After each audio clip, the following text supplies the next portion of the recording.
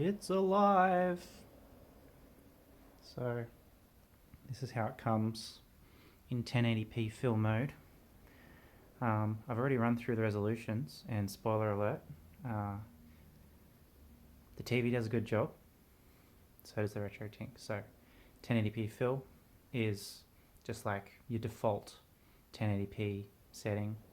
Slight black bars at the top and bottom.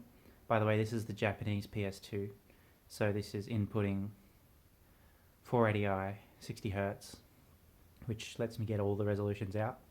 PAL hasn't got full resolution support yet for the output, so 1080p fill, hit that, goes into over, which is a slight overscan, but a perfect 5 times scale, I believe.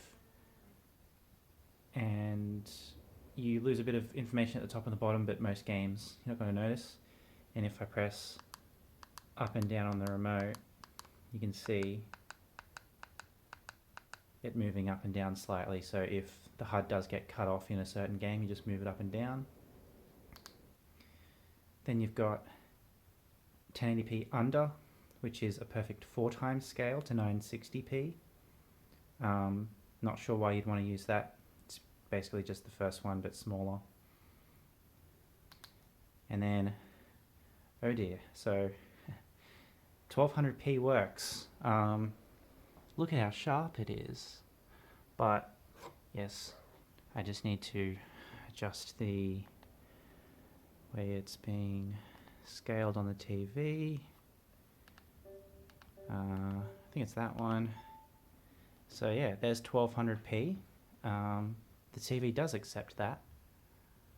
So now we're at 1440p.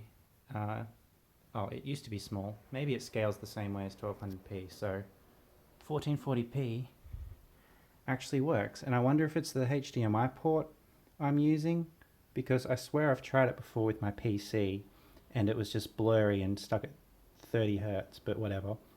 This is HDMI port 2, and like, holy shit, can you see how sharp this is? This looks like a fucking PlayStation 4. Like, I don't think the camera... Okay, yeah, there you go. Look at those chunky boys. Those are some thick-ass pixels. And that's with a sharp interpolation setting, so even if that is too much aliasing, you can soften it. But, Jesus Christ, like, it works, 1440p. This has actually surpassed my expectations. I didn't think this was going to work on the TV. This is incredible. Just for fun, we'll keep scrolling the settings. For some reason it goes to 720p next. So you can see that's noticeably softer. Honestly, still looks pretty good. Then it goes to 768p, which he added for, you know, very old LCD televisions. But I won't even bother scaling that to full screen. And there's our friend 480p, which is what the good old Retrotink SCART was outputting. So, just for comparison, that's how blurry it was. Well, it doesn't process it exactly the same, but you get the idea. That's what 480p looks like. And then back to the default setting, 1080p fill. I am using Component, by the way, not SCART, because I don't think the Retrotink accepts sync on green over SCART, and apparently Component on PS2 is just as good as RGB, apparently. So yes, very happy.